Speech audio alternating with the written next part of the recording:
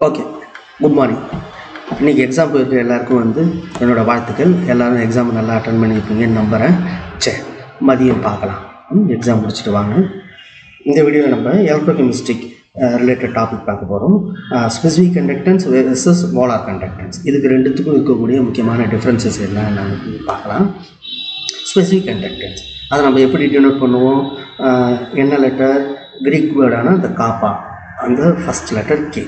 அதோட யூனிட் என்னென்னு பார்த்தீங்கன்னா சீமென்ஸ் பர் மீட்டர். நம்ம போன ப்ராப்ளம்லேயே நான் இந்த யூனிட்டை பற்றி நான் உங்களுக்கு டிஸ்கஸ் பண்ணியிருந்தேன். So siemens per metre. Molar conductance நம்ம எப்படி டினோட் பண்ணுவோம்? Lambda M. அதோட யூனிட் பார்த்தீங்கன்னா siemens metre square per mole. So அதுதான் நான் இப்படி எழுதிருக்கேன், siemens metre square per mole. சரி, ஃபர்தராக நம்ம காப்பாவை சீமென் பர் மீட்டர்லையும் சொல்லலாம். அப்படி இல்லைன்னா சீமெனை மைக்ரோ சீமெனில் இன்கேஸ் எக்ஸாமில் கொஷினில் மைக்ரோ சீமெனில் கொடுத்துருந்தாங்கன்னா நீங்கள் அதை பற்றி கவலைப்படக்கூடாது. ஒன்றும் இல்லை, ஜஸ்ட் கன்வர்ஷன் ஃபேக்டர் தான். ஒரு சீமெனுங்கிறது என்னென்னு பார்த்தீங்கன்னா நமக்கு 10⁶ மைக்ரோ சீமென் அடக்கியது தான் ஒரு சீமென். அதாவது உங்களுக்கு தெரியும், 1 கிலோகிராம்ங்கிறது என்ன, எதுக்கு ஈக்குவல்? 1000 கிராமுக்கு ஈக்குவல். ஃபர்தராக 1 கிராம் எதுக்கு ஈக்குவல்? 1000 மில்லிகிராமுக்கு ஈக்குவல். ஃபர்தராக அப்படி இல்லைன்னா 1 கிராம் நம்ம 10⁶ மைக்ரோகிராமுக்கு ஈக்குவல். அதே தான் இங்கே ஒரு சீமென்ங்கிறது 10⁶ அந்த மைக்ரோகிராமுக்கு ஈக்குவல். சரி, ஒரு மீட்டருங்கிறது உங்களுக்கு தெரியும், 1000 சென்டிமீட்டருங்கிறது தான் ஒரு மீட்டர். இப்போது இந்த இங்கே காப்பா சீமென் பர் மீட்டர் எப்படி இந்த 10,000 மைக்ரோ சீமென் பர் மீட்டர்னு மாறிச்சுங்கிறத நான் உங்களுக்கு டிஃபைன் பண்ணுறேன். சீமென் பர் மீட்டர் இது காப்பாவோட யூனிட். சீமென் நான் என்ன பண்ணியிருக்கேன்னா மைக்ரோ சீமெனுக்கு இங்கே கன்வெர்ட் பண்ணியிருக்கேன். அதான் 10⁶ மைக்ரோ சீமென். சரியா? கீழே டினாமினேட்டரில் மீட்டரை சென்டிமீட்டருக்கு கன்வெர்ட் பண்ணியிருக்கேன். கீழே டினாமினேட்டரில் இருக்கிறது மேலே போச்சுன்னா நியூமரேட்டர் நமக்கு 10⁻²ங்கிறது 10⁻−2 ஆகிடும். மைக்ரோ சீமெனுக்கு கன்வெர்ட் பண்ணிட்டோம். அதே போல் மீட்டரை சென்டிமீட்டருக்கு கன்வெர்ட் பண்ணிட்டோம். இங்கே என்ன பண்ணியிருக்கேன்னா இந்த 10⁶ இது இந்த வேல்யூவை மாற்றிருக்கேன். அப்போ 10⁶ × 10⁻−2 வரும்போது நமக்கு என்னவாகுது? நமக்கு 10⁴ ஆகிடும். அதாவது அதான் அந்த 10,000 மைக்ரோ சீமென் பர் சென்டிமீட்டர். புரிஞ்சுதான் இந்த வேல்யூ எப்படி வந்ததுன்னு? சரி, இப்போது ஸ்பெசிஃபிக் கண்டக்டன்ஸை நம்ம எப்படி ஃபைண்ட் அவுட் பண்ணோம்னு பார்த்தீங்கன்னா, ஸ்பெசிஃபிக் கண்டக்டன்ஸுங்கிறது ஒன்றும் இல்லை, இந்த நார்மல் கண்டக்டன்ஸ் இன்டூ செல் கான்செப்ட். இந்த செல் கான்செப்ட்டுங்கிறது ஒன்றும் இல்லை, நம்ம சொல்யூஷனோட கண்டக்டன்ஸை மெஷர் பண்ணுறதுக்கு நம்ம கண்டக்டிவிட்டி மீட்டரை தான் நம்ம யூஸ் பண்ணுவோம். அந்த கண்டக்டிவிட்டி மீட்டருங்கிறது வேறு ஒன்றும் இல்லை, எலக்ட்ரோடு தான். எலக்ட்ரோடு.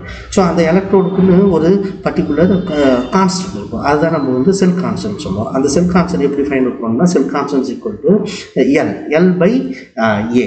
இது என்ன எல்லுன்னு பார்த்தீங்கன்னா, இங்கே இந்த பிக்சரை பாருங்கள். இந்த பிக்சரில் இந்த ப்ளூ கலரில் இருக்கிறது தான் நம்ம அந்த கண்டக்டிவிட்டி மீட்டரில் இருக்கக்கூடிய அந்த எலக்ட்ரோடு, 2 எலக்ட்ரோடு, அதோட சர்ஃபேஸ். அந்த 2 எலக்ட்ரோடு சர்ஃபேஸுக்கு இடைப்பட்ட தூரம் தான் இந்த எல், நியூமரேட்டர் இருக்க எல் லென்த் இன் மீட்டர். கீழே ஏங்கிறது என்ன பார்த்தீங்கன்னா ஏரியா. எதோட ஏரியா? நம்மளோட அந்த எலக்ட்ரோட் சர்ஃபேஸ் இருக்குது பார்த்தீங்களா, அதுக்குன்னு ஏரியா இருக்கும்ல, சைடு இன்ட்டு சைடு. அதாவது ஏரியாவை நம்ம எப்படி மெஷர் பண்ணோன்னா பெருக்குவோம். 2 சைடும் பெருக்கினா நமக்கு கிடைக்கிறது தான் அந்த சர்ஃபேஸோட ஏரியா. அதுதான் அங்கே மீட்டர் ஸ்கொயர்னு நான் இங்கே போட்டிருக்கேன். ஸோ அப்போ மேலே மீட்டர், கீழே மீட்டர் ஸ்கொயர். அப்போ அடி போட்டதுன்னா நமக்கு ஃபைனலாக பர் மீட்டர் தான் இருக்கும். அதாவது கீழே மட்டும் மீட்டர் இருக்கும், 1/mன்னு இருக்கும். அந்த கீழே இருக்கிற மீட்டர் மேலே போச்சுன்னா பர் மீட்டர்னு மாறிடும். சரி, இப்போது கொண்டு இங்கே சப்ஸ்டிட் பண்ணுங்க. கண்டக்டன்ஸ், நார்மல் கண்டக்டன்ஸ்க்கான யூனிட் என்ன? Siemens into cell constant. Cell constant நமக்கு கிடைச்ச ஃபைனல் யூனிட் என்ன? Per metre. அதுதான் அங்கே சீமென் பர் மீட்டர். இப்போ புரிஞ்சுதா எப்படி ஸ்பெசிஃபிக் கண்டக்டன்ஸ்க்கு சீமென் பர் மீட்டர்னு கிடைச்சதுன்னு? இப்போது இந்த சைட் பாருங்கள், இந்த இமேஜுக்கு. இந்த இமேஜுங்கிறது எதை ரெப்ரசன்ட் பண்ணுதுன்னா, அதாவது இதுதான் நம்மளோட எலக்ட்ரோட் சர்ஃபேஸ். நம்ம கண்டக்டிவிட்டி மீட்டரில் கூட எலக்ட்ரோடு, 2 எலக்ட்ரோட் சர்ஃபேஸ். அதுக்குன்னு ஒரு ஏரியா இருக்குது. சப்போஸ் அதோட சர்ஃபேஸ் பார்த்தீங்கன்னா 1 சென்டிமீட்டர் ஸ்கொயர்னு வச்சிங்களேன், இந்த எலக்ட்ரோட சர்ஃபேஸ். இப்போது இது ரெண்டுத்துக்கு இடப்பட்ட தூரம் பார்த்தீங்களா, இந்த இடப்பட்ட தூரம் இது இந்த டாட்டர் லைன் என்னது? வேறு ஒன்றும் இல்லை, நம்ம அதுக்கு நடுவில் இருக்கக்கூடிய அந்த சொல்யூஷன் தான். அந்த சொல்யூஷனில் இருக்கக்கூடிய அயான்ஸ் தான் நமக்கு அந்த சொல்யூஷனோட கண்டக்டன்ஸுக்கு காரணம். ஸோ இப்போ இந்த ரெண்டு சர்ஃபேஸ் ரெண்டு பக்கமும் இருக்குது எலக்ட்ரோட் சர்ஃபேஸ், அது கவர் பண்ணக்கூடிய இந்த ஏரியாவை தான் நான் இப்படி போட்டிருக்கேன், இந்த ரெக்டாங்குலர் அந்த பாக்ஸ் போல. அப்போ இந்த ரெக்டாங்குலர் பாக்ஸுக்கு இடப்பட்ட இருக்கக்கூடிய அந்த சொல்யூஷனுக்கு பார்த்தீங்கன்னா அந்த வால்யூம் ஆஃப் சொல்யூஷன் சைட் நமக்கு ஏரியா இன்டூ லென்த். அப்போ என்ன ஆகிடும், லென்த் ஃபார் எக்ஸாம்பிளுக்கு இப்போ வந்து அது ஒரு சென்டிமீட்டர்னா அப்போ வந்து சென்டிமீட்டர் ஸ்கொயர் இன்ட்டு சென்டிமீட்டர்னா நமக்கு வந்து சென்டிமீட்டர் க்யூப் ஆகிடும். அப்போ சென்டிமீட்டர் க்யூபுங்கிறது என்ன, நமக்கு வால்யூமை தானே ரெப்ரசென்ட் பண்ணுது. அதனால தான் இங்கே மென்ஷன் பண்ணியிருக்கேன் வால்யூம் ஆஃப் சொல்யூஷன். அதாவது நம்மளோட ஸ்பெசிஃபிக் கண்டக்டன்ஸ் வந்து ஒரு பர்டிகுலர் வால்யூம் ஆஃப் சொல்யூஷனில் இருக்கக்கூடிய அயனோட கண்டக்டிவிட்டியை தான் மெஷர் பண்ணுவோம். எப்போதும் வந்து நம்ம கண்டக்டிவிட்டி செல்லில் அந்த செல் கான்ஸ்டன்ட், அதாவது அந்த வால்யூம்ங்கிறது எப்போதும் 1 சென்டிமீட்டர் க்யூபாக தான் இருக்கும். இது வந்து கான்ஸ்டன்ட் எல்லா எலக்ட்ரோடுக்குமே. ஸோ அதனாலேயே இந்த பர்டிகுலர் வால்யூம் ஆஃப் சொல்யூஷன், அதாவது இந்த 1 சென்டிமீட்டர் க்யூப்ங்கிறதுனாலேயே நம்மளோட ஸ்பெசிஃபிக் கண்டக்டன்ஸ் வந்து என்னன்னு பார்த்தீங்கன்னா இன்டென்சிவ் ப்ராப்பர்ட்டி. நீங்கள் மோலார் கண்டக்டன்ஸ் வந்தீங்கன்னா மோலார் கண்டக்டன்ஸுங்கிறது ஒன்றும் இல்லை, 1 மோல் ஆஃப் எலக்ட்ரோலைட் கண்டக்ட் பண்ணக்கூடிய கண்டக்டன்ஸ் தான் மோலார் கண்டக்டன்ஸ். ஸோ அப்போது இதுவும் இங்கே வந்து என்னென்னா ஃபிக்ஸ்டு 1 மோலுங்கிறது. அப்போ இதுவும் என்ன ஆகாதுன்னா நம்மளோட வால்யூமை பொறுத்து என்ன ஆகாது, இங்கே இது மாறாது. நீங்கள் வந்து என்னதான் நீங்கள் வால்யூமை வந்து நீங்கள் ஃபர்தராக நீங்கள் ஆட் பண்ணிகிட்டே இருந்தாலும் அது 500 ml இருந்தாலும் சரி 1 லிட்டராக இருந்தாலும் சரி அந்த மோலுங்கிறது அந்த சொல்யூஷனோட மொலாரிட்டிங்கிறது 1 மோல் தானே. அப்போ வந்து இங்கேயும் மோலார் கண்டக்டர்ஸ் மாறப்போகுதுல. அப்போ இதுவும் இன்டென்சிவ் ப்ராப்பர்ட்டி தான். அப்போ both specific and molar conductors ரெண்டும் இன்டென்சிவ் ப்ராப்பர்ட்டி. அதுவும் இல்லாமல் இன்னொன்று முக்கியமாக இது ஸ்பெசிஃபிக்குங்கிற வார்த்தை நீங்கள் எங்கே எந்த இடத்துல நீங்கள் பார்த்தாலும் அது அந்த ப்ராப்பர்ட்டி வந்து என்னன்னு கேட்குறாங்க, அது இன்டென்சிவ் ப்ராப்பர்ட்டி எக்ஸ்டென்சிவ் ப்ராப்பர்ட்டின்னு கேட்கட்டாங்கன்னா நீங்கள் கண்ணை மூடிட்டு இன்டென்சிவ் ப்ராப்பர்ட்டின்னு நீங்கள் சூஸ் பண்ணிடலாம். ஸ்பெசிஃபிக்குங்கிற வார்த்தை வந்துட்டாலே அது இன்டென்சிவ் ப்ராப்பர்ட்டி தான். இங்கே ஸ்பெசிஃபிக் கண்டக்டன்ஸ் மாதிரி ஸ்பெசிஃபிக் டென்சிட்டி இதெல்லாம் வந்து பார்த்திங்கன்னா இன்டென்சிவ் ப்ராப்பர்ட்டி. சரி, இப்போ மோலார் கண்டக்டன்ஸ் எப்படி ஃபைண்ட் அவுட் பண்ணுவோம், lambda M equal to K/C. கேங்கிறது காப்பா, கீழே சிங்கிறது கான்சன்ட்ரேஷன். காப்பாவோட யூனிட் வந்து சீமன் பர் மீட்டர், கான்சன்ட்ரேஷனோட யூனிட் வந்து மோல் பர் லிட்டர். இது மீட்டரில் இருந்ததுன்னா இதுதான் ஃபார்முலா. அதே சென்டிமீட்டரில் இருக்குன்னா நீங்கள் என்ன பண்ணணும்னா சீமன் பர் சென்டிமீட்டர் அது டிவைடட் பை அதே கான்சன்ட்ரேஷனுக்கான யூனிட் இன்ட்டு 1000. இதுதான் முக்கியம். நீங்கள் வந்து இதெல்லாம் வந்து கேர்லெஸ்ஸாக விட்டுருவீங்க. ஸோ நம்ம கொஷினில் வந்து எதில் இருக்குது, மீட்டரில் கொடுத்துருக்காங்களா சென்டிமீட்டரில் கொடுத்துருக்காங்களான்னு இதில் பார்த்துட்டு அதுக்கு தகுந்த மாதிரி நீங்கள் ஃபார்முலா சூஸ் பண்ணிக்கலாம். சரி, இப்போது சீமன் பர் மீட்டர் அதை நான் யூனிட் அங்கே கன்வெர்ட் பண்ணியிருக்கேன். அதாவது மோல் பர் லிட்டருங்கிறத அந்த லிட்டருங்கிறத நான் என்ன பண்ணியிருக்கேன்னா மீட்டர் கியூபுக்கு மாற்றிட்டேன் லிட்டரை. சரி, இப்போ ஒரு லிட்டர் நம்ம எப்படி கன்வெர்ட் பண்ணோம்னா மீட்டருக்கு நான் போன ப்ராப்ளம்லேயே உங்களுக்கு அந்த கன்வர்ஷன் உங்களுக்கு பண்ணி காட்டியிருக்கேன். இல்லை லிட்டரை வந்து m⁻³ மாற்றிட்டா நமக்கு அது மீட்டருக்கு மாறிடும். சரி, இப்போ கீழே இருக்கிறது மேலே போகுது, அப்போ வந்து மீட்டர் கியூப் அங்கே மாறிடுது, கீழே மோல் அது மட்டும் இருக்குது. ஸோ அப்போ நான் இதுதான் மீட்டர் பவர் -1 இன்ட்டு மீட்டர் கியூப்னு வரும்போது அது மீட்டர் ஸ்கொயர் ஆகிடும். ஸோ நமக்கு வந்து மோலார் கண்டக்டன்ஸ்க்கான யூனிட் அந்த ஃபைனல் யூனிட் எப்படி வந்து புரிஞ்சிருக்குன்னு நினைக்கிறேன் உங்களுக்கு.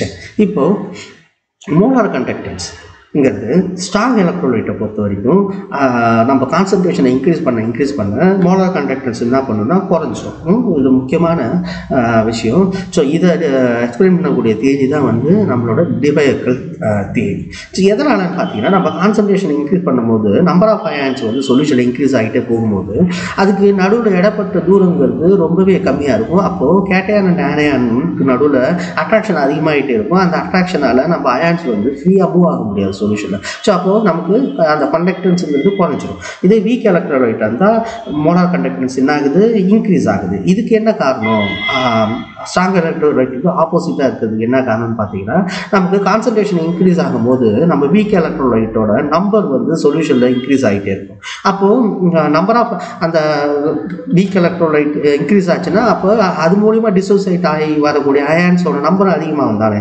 அதாவது அதிகப்படியான டிசோசியேஷன் ஆகிறதுனால நமக்கு வீக் எலக்ட்ரோலைட் வந்து நமக்கு அதிகப்படியாக கண்டக்ட் பண்ணும். இது ஸ்பெசிஃபிக் கண்டக்டன்ஸ் வரும்போது ஸ்ட்ராங் எலக்ட்ரோலைட்டை பொறுத்த வரைக்கும் என்ன ஆகுது, இங்கே ஆப்போசிட்டாக இருக்குது. மோலார் கண்டக்டன்ஸை கம்பேர் பண்ணும்போது இன்க்ரீஸ் ஆகும். ஸ்பெசிஃபிக் கண்டக்டன்ஸ் என்ன ஆகும் பார்த்தீங்கன்னா,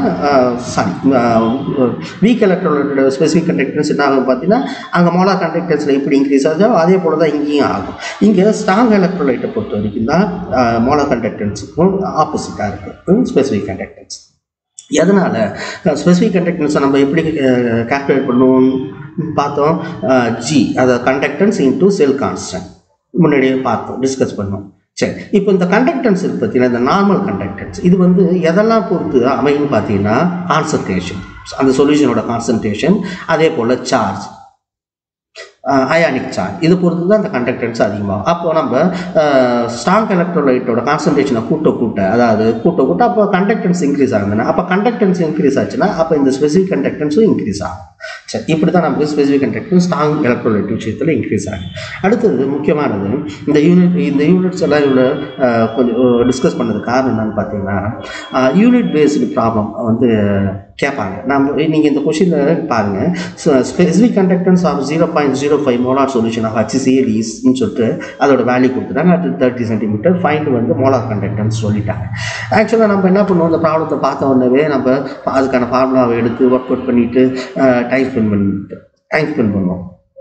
நீங்கள் இந்த மாதிரி கண்டக்டன்ஸ் ரிலேட்டட் ப்ராப்ளம் கேட்டிருக்காங்கன்னா உடனே நீங்கள் ஆப்ஷனை பாருங்கள். ஃபஸ்ட்டு அந்த ஆப்ஷனில் இப்போது ஆப்ஷன் ஏ பார்த்தீங்கன்னா, ஸ்பெசிஃபிக் கண்டக்டன்ஸுக்கான unit siemens per metre square into மோல்னு இருக்குது. அதாவது சீமெண்ட் மீட்டர் பவர் -2 இன்ட்டு மோல்னு இருக்குது. அதுக்கு நம்ம இந்த யூனிட்டை பார்த்து நம்ம இதுக்கான ஆன்சர் ஐடென்டிஃபை பண்ணிடலாம். அந்த மாதிரி தான் ஆப்ஷனில் இருக்கும். சில டைம் சிஎஸ்ஆரில் கூட ஒரு செஷனில் இதே மாதிரியான கொஷின் கேட்டிருந்தாங்க.